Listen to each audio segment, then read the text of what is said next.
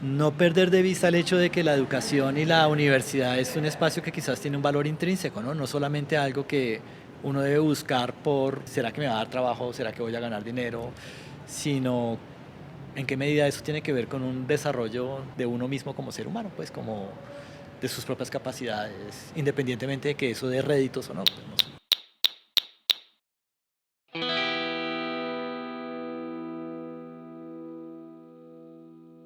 Hola, estamos acá desde Ático, un video podcast del Centro Ático de la Javeriana.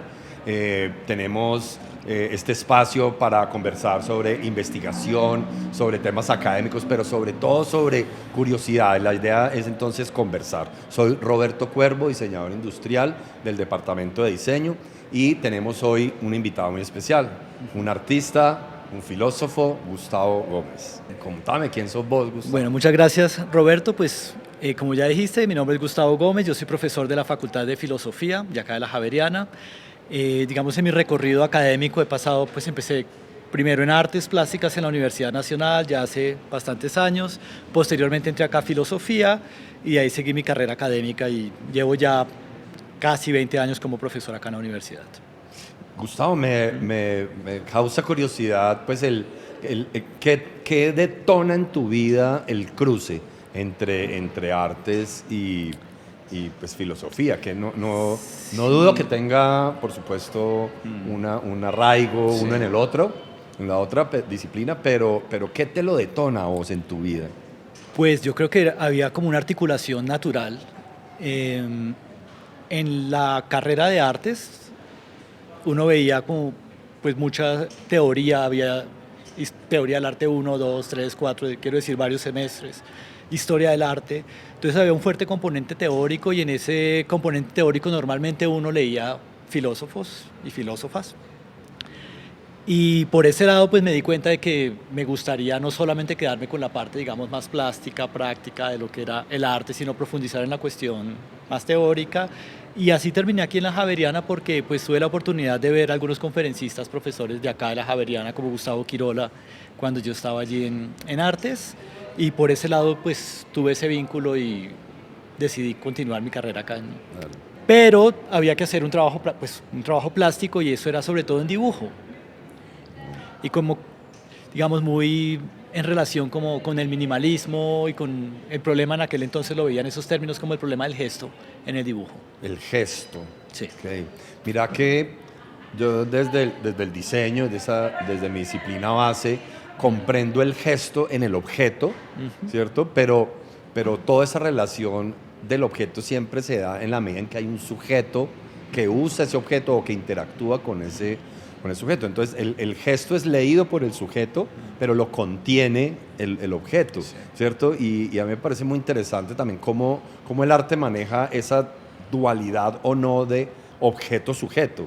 Desde sí. Mi disciplina el objeto tiene un interés utilitario, desde el arte sí. No necesariamente, sí. Pero igual se relaciona ese objeto artístico que está ya fuera de mí, pero que cuando yo estoy en interrelación con él, empiezo a generar unos cruces. ¿Cómo ves vos eso?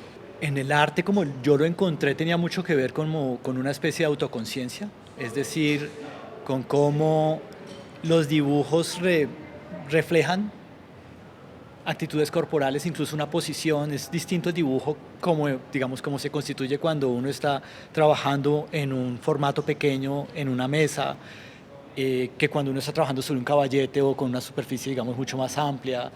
El gesto es distinto y el dibujo toma una configuración distinta. Entonces, por ejemplo, en artes, mi trabajo, mi investigación en artes, cuando la tesis que presenté en aquel entonces, tenía que ver como con una exploración de eso, de cómo se transforma la línea en función de esas diferentes disposiciones corporales y casi como si fuese el cuerpo mismo el que está dibujando y no tanto como yo, digamos, manejando o imponiendo, digamos, unas formas en el dibujo o algo así.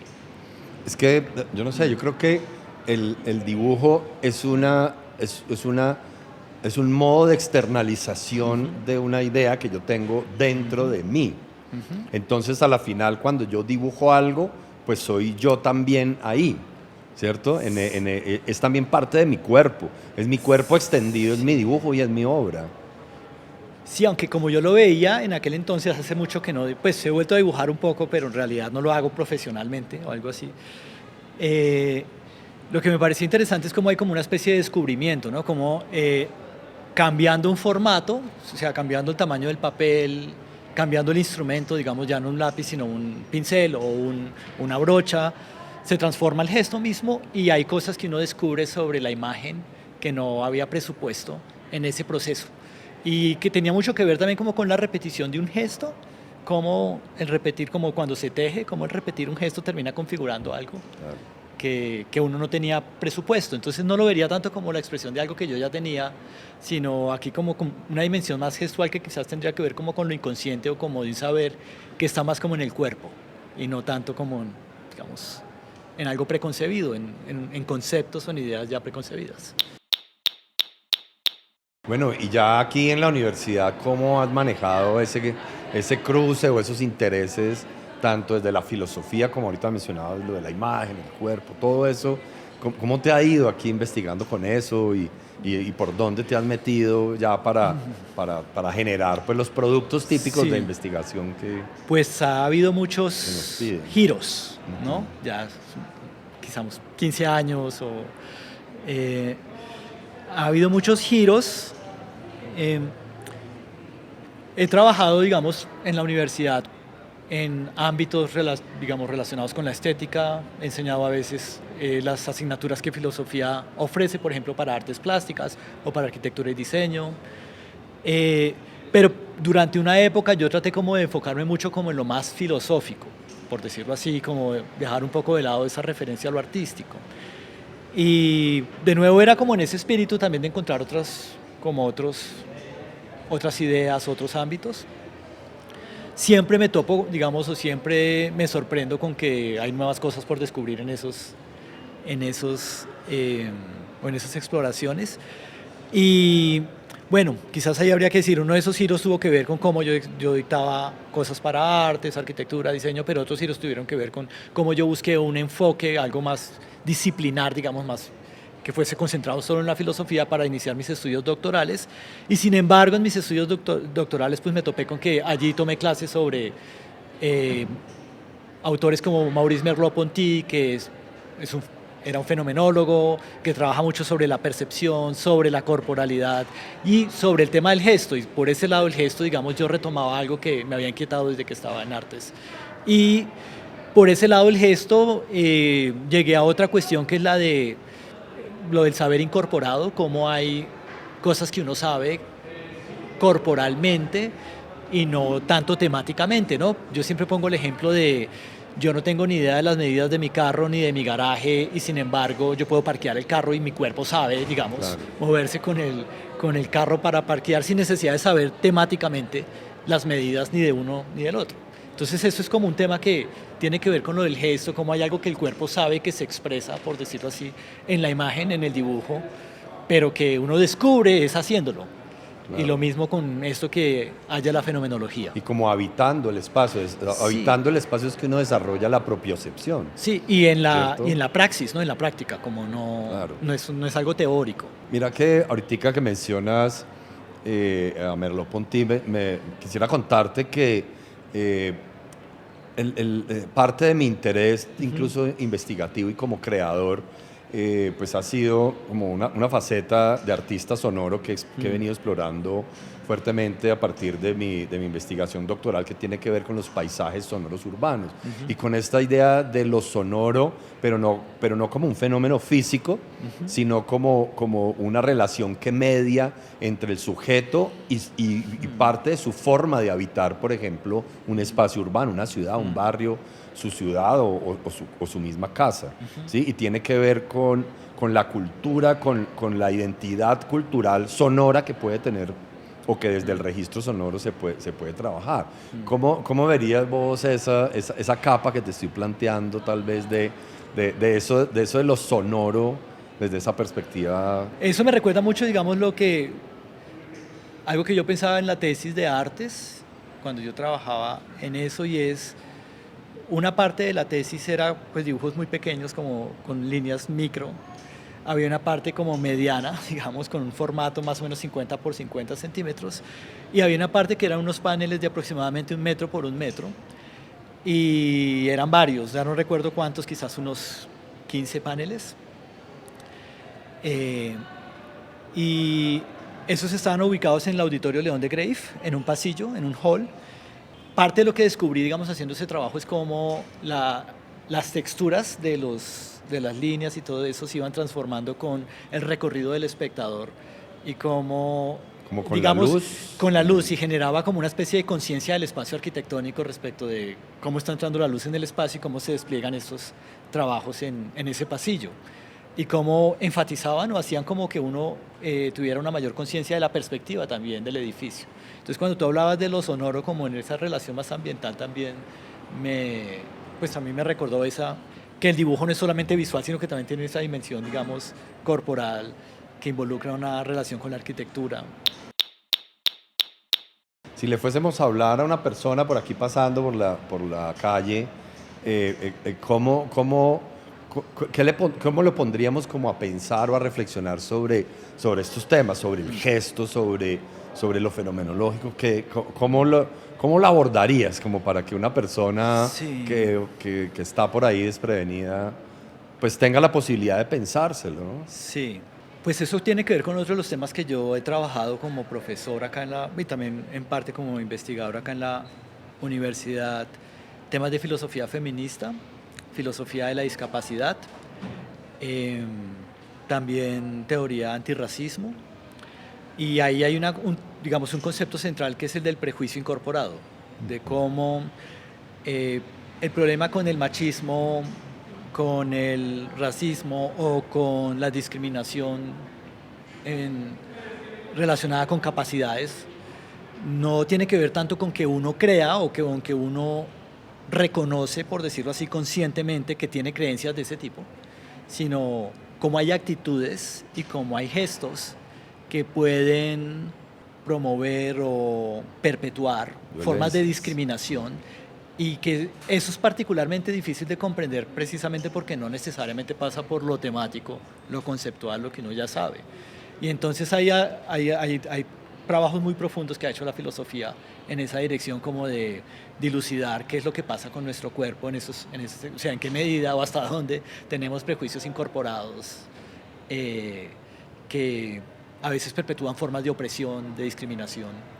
Y yo creo que eso nos compete a todos, ¿no? Digamos, eso creo que es algo que podría ser fácilmente comprensible también para cualquier persona, como a veces uno inconscientemente hace cosas que no querría, y cómo hacemos para corregir eso o analizar eso o comprender eso más a fondo. Mira, ahorita me pones a pensar que el cuerpo en el espacio urbano pues tiene un papel y tiene unos roles y tiene unas reglas de comportamiento y unas distancias, un montón Sí, de cosas, ¿cierto? sí. Gestos que se pueden y gestos que no. Exacto. Sin embargo, también estoy pensando desde el diseño cómo, por ejemplo, el vestuario, o sea, el vestido, es una forma extendida del cuerpo, porque ya no es el cuerpo directo el que interactúa, sino está mediado como por esa interfaz de vestuario, Sí. ¿cierto? Y el vestuario también, de hecho, de entrada cuando se está diseñando, tiene un gesto. Sí. Entonces, por ejemplo, un gesto cuando tiene un corte y muestra piel, por ejemplo, o no, Sí. o una falda que se sube o se baja hasta un punto, y son unos gestos que se ponen en juego y empiezan a manejar de alguna forma, a configurar las relaciones sociales. ¿Sí? Sí. ¿Cómo verías ese cuerpo expandido a través del vestuario, por ejemplo? No sé por qué, yo inmediatamente no pensé en el vestuario, sino pensé en otro tema que es el de, por lo del diseño, en cómo hay estructuras que propician o no ciertos comportamientos, ¿no? Eh, Pensé o sea, ciertamente en esa dirección parece que iba tu reflexión sobre cómo el vestido supone ya como una especie de prefiguración de ciertos gestos, ¿no? Dependiendo de cómo estoy yo, pues quizás me es más fácil moverme así o no, o sentarme de esta manera o de esta otra, pero, pero también uno puede verlo como incluso una dimensión más amplia, como en ese caso pensé yo en el Transmilenio, ¿no? Como, digamos, yo que lo tomo habitualmente, siempre me pregunto respecto de en qué medida la manera como está diseñado propicia que la gente se empuje, o que se amontone, o que no se respete, o que no respete el espacio. Y a veces hay una dimensión ética del diseño que tiene que ver con eso también, ¿no? Cómo uno propicia ciertos comportamientos con la manera como estructura los espacios. Claro. Entonces eso fue lo que me vino a la mente cuando hablabas de esa otra dimensión de lo gestual relacionada con los objetos. Además, el transporte público es la movilidad de esos cuerpos, Sí, ¿cierto? Y cómo los moves es el reto. sí. A la final, del punto A al punto B, y a la final, ¿los agrupas o no los agrupas? Sí. ¿Hasta dónde los agrupas? Y yo creo, a veces se enfoca mucho, por ejemplo, en decirle a las personas, no, pero haga la fila, pero no tanto como, no, pero en qué medida es el diseño el que está propiciando este tipo de problemas. Sí, la configuración del espacio, de los objetos. Exacto, claramente hay una dan. cuestión de cultura ciudadana, pero también uno podría preguntar, sí creo que eso lo hace la filosofía también, respecto de en qué medida hay algo así como una infraestructura ética que tiene que ver con los objetos y los espacios como los habitamos, ¿no?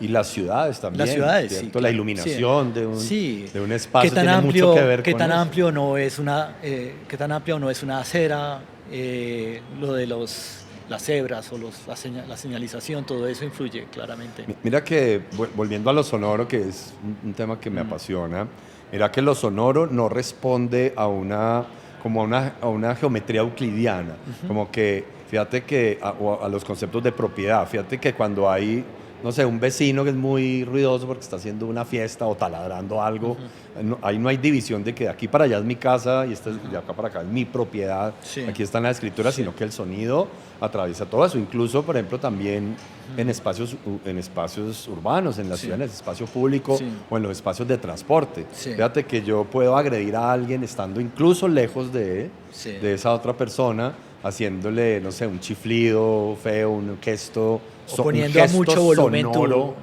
o poniendo a mucho volumen un dispositivo, no sé, hay veces Hablando, Sí. mi conversación que a nadie le interesa en el Sí. Transmilenio, Sí. hablando durísimo para que me escuchen, ¿cierto? O diciéndole a alguien Sí, esa es otra un forma. piropo o chiflándole Sí. por ahí a alguien. Sí. Hay unos modos de agresión que transgreden esa espacialidad. ¿Sí te das cuenta?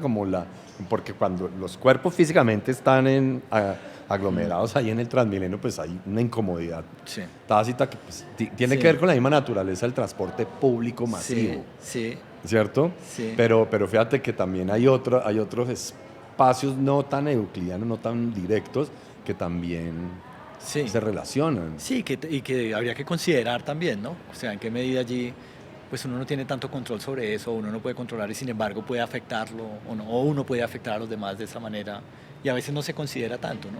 Porque parece que es intangible en cierto sentido, pues parece como que es más.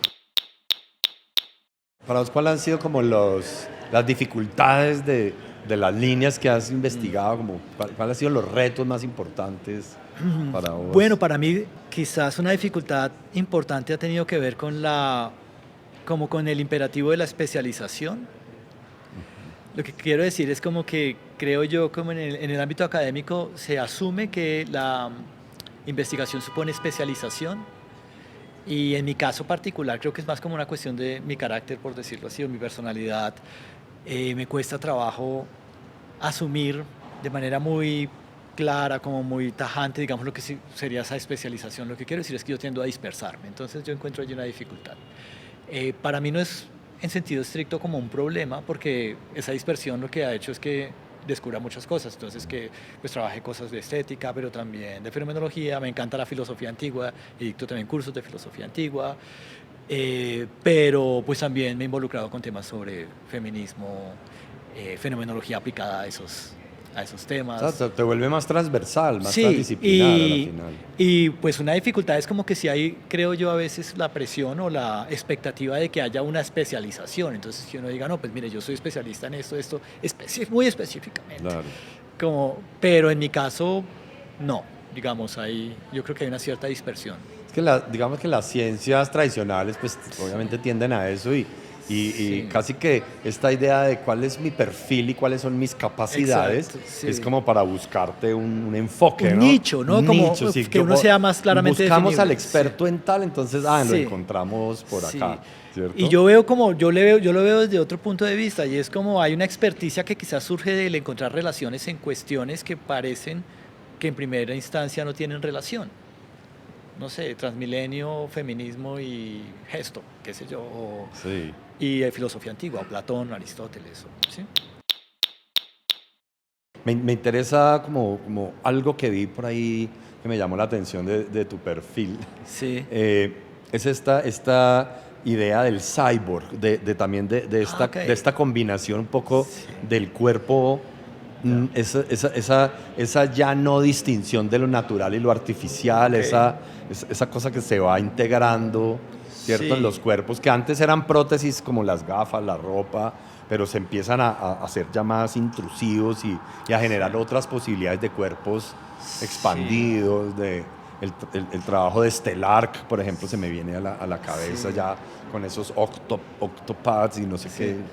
qué. Hay un filósofo que se llama Bernard Stiegler que lo define en términos de una mayéutica instrumental, y es como lo que está dentro en realidad depende de lo que está afuera, por decirlo así. Es decir, aquello que yo expreso está fundamentalmente determinado por los modos de expresión, por la materialidad misma de la técnica que uso para expresarme.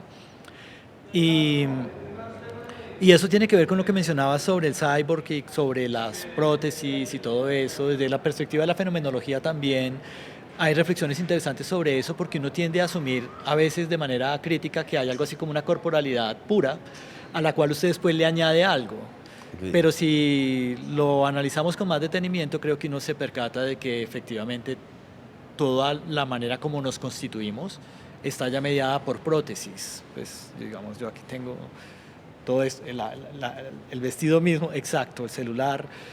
Y, y la tesis de Bernard Stiegler surge de allí, ¿no? Su tesis sobre la técnica surge digamos, de la corroboración que hace un antropólogo, André Leroy Gurham, sobre cómo, digamos, el salto evolutivo fundamental en el ser humano tiene que ver con la concretización de la memoria en objetos. O sea, lo que él descubre es, o el problema al que él se enfrenta es, por qué en cierto momento se detiene la evolución biológica, como que cabía esperar que todavía continuara. Y lo que él descubre es, pues se detiene la evolución biológica porque la vida humana empieza a evolucionar en términos de los objetos con los que se acompaña técnicamente. Y entonces Lo que producen los exacto, objetos que los objetos técnicos son desde el comienzo como un hardware, como una memoria exteriorizada. Y entonces ya no necesitamos tenerlo todo en nuestro ser biológico. Hay una memoria que está exteriorizada en los objetos, y es lo que posibilita, digamos, nos abre, digamos, mucho espacio de memoria, que es el que desarrollamos en lo que sería nuestra evolución. Entonces, ser parte de eso como para comprender cuán esencial es para nuestra configuración como seres humanos la técnica. Es decir, somos esencialmente técnicos, no habría algo así como un humano pretécnico. El ser humano se constituye de entrada como un ser técnico.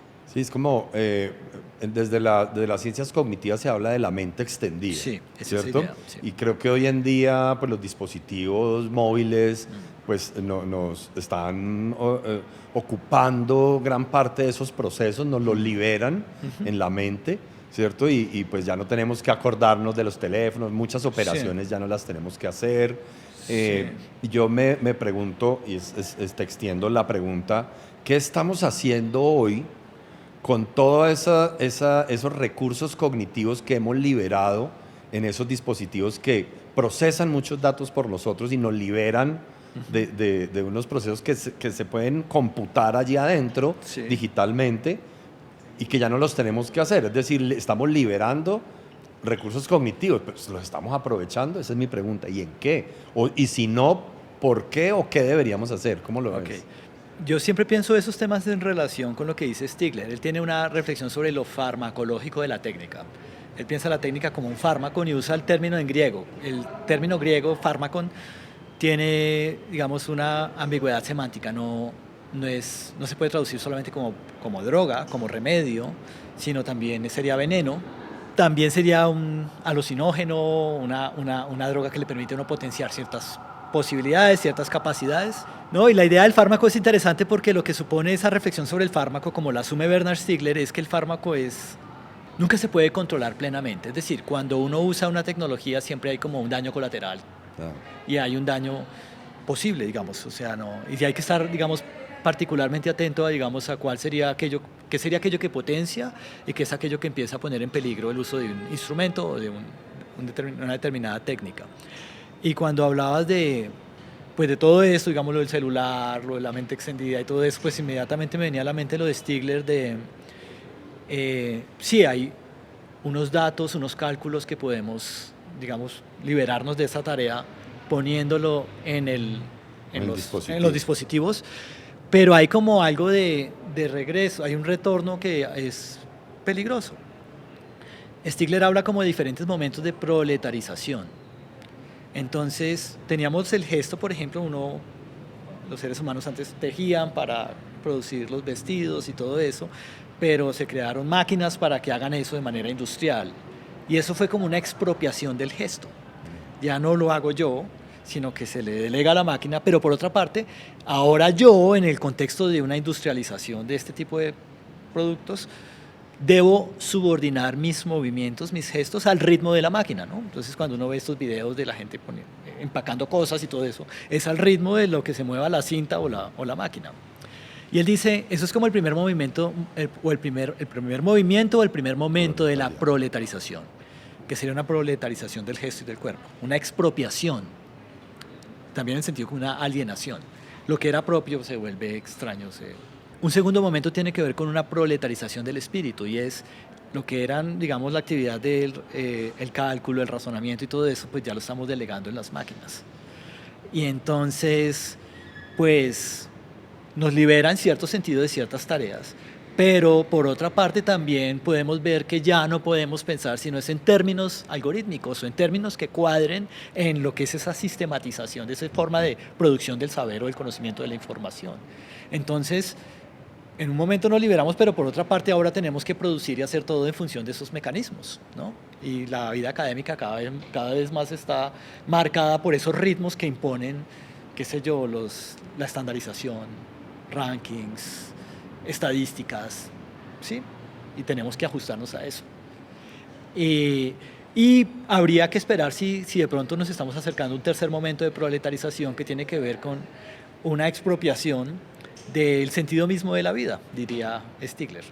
Y es que, puesto que nos está expropiando de toda la actividad del espíritu, cabría esperar que incluso ya las preguntas fundamentales sobre el sentido de lo que hacemos pues podrían estar siendo expropiadas, ¿sí? Como que ya no hay espacio de hecho para preguntarse por qué, cuál es el sentido de esto, ¿no? Pues hay que hacerlo porque así es el sistema, o hay que hacerlo porque eso es lo que funciona de acuerdo con estos estándares, pero no un sentido humano último o una pregunta abierta respecto de eso.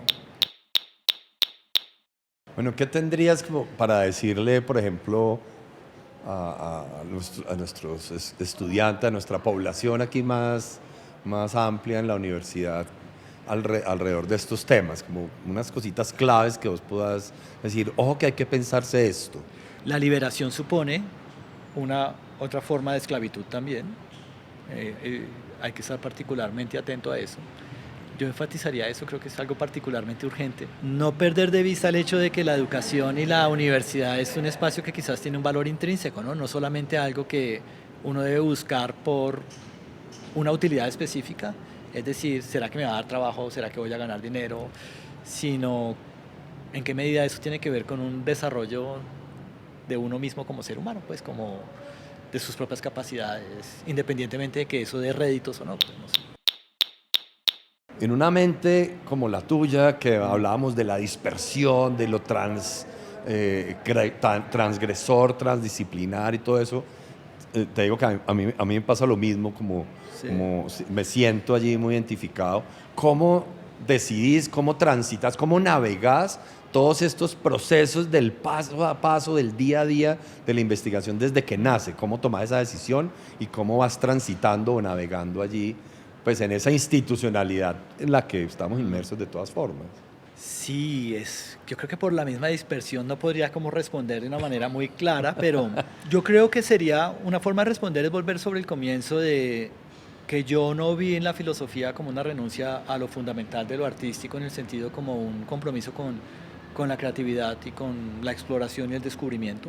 Lo que me ha pasado usualmente en filosofía, la razón por la cual me gusta todavía y creo que me va a gustar siempre como dictar mis clases y trabajar en lo que hago, es que cada vez que me siento a hacer lo que tengo que hacer, es decir, abrir un libro para preparar una clase, dicto antropología filosófica, una clase específica de antropología filosófica, tengo que, o me topo siempre con ideas, incluso con textos que ya he leído varias veces, con ideas que no he explorado lo suficiente y a veces tengo el tiempo o lo saco, o a veces el impulso es más fuerte que el tiempo, y de una referencia que no había revisado o de una posible relación temática que no había considerado, y entonces por ahí me voy y como que jalo el hilo de la cuestión.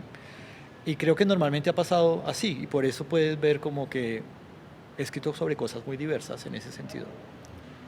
Como es lo que en cada caso, los hilos por donde me iban llevando de los mismos textos o de las mismas cuestiones. Es como entre dispersión y diversificación. Sí, si tuviera que decirlo, no, yo de hecho pensé que ibas a decir diversión. Yo creo que sería eso.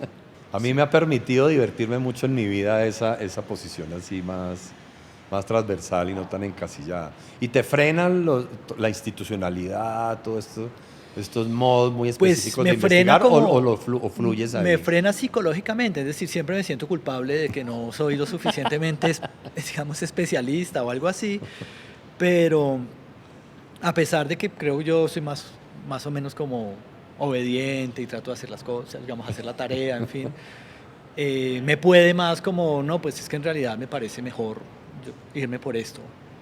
Y siempre pienso como que pongo a un lado la cuestión de si esto es efectivamente una novedad en términos estandarizados y trato de concentrarme en si efectivamente yo estoy aprendiendo algo en el momento en que estoy escribiendo o estoy haciendo algo. Y puede ser que lo hayan escrito la misma idea 1000 veces antes, pero trato de poner eso en un segundo lugar, como concentrarme en si efectivamente yo estoy aprendiendo algo. Gustavo, ¿y algo que te ha salido como al revés, que te hayas estrellado pues con algo, o con alguna instancia que te haya frenado un poco y que no te hayas divertido? La exposición. Como creo que abandoné el arte también por eso, por la idea de exposición. Y creo que la forma como se configura hoy en día la academia como que tiende también a generar mucho eso y es decir, eso me cuesta un poco de trabajo. Digamos, como que a nivel micro, la clase o el trabajo con los colegas lo disfruto mucho, pero ya salir es algo que me causa... Okay. Mira que sí. en la universidad cuando hablamos de creación artística puede ser, fíjate que una de las variables que se evalúan para poder hacer una medición y todo esto de las obras de creación en la universidad es el tema de la circulación. El término es ese, cómo circula uno la obra, ¿no? Sí, y eso de alguna manera tiene que ver con esos modos de exponerse. Y con... Sí, como la proyección y todo eso me cuesta siempre trabajo y es como algo que no sé en qué medida. Bueno, Gustavo, me parece muy interesante los temas que hemos cruzado, que hemos conversado acá. Gracias a todos también por seguirnos acá. Recuerden, estamos en Desde Ático, nos pueden seguir en nuestro canal de YouTube del Centro Ático, también en Instagram en @centroático. Y pues bueno, esperamos volverlos a tener y volver a seguir conversando de todos estos temas de investigación con otros profes investigadores y profesoras de acá.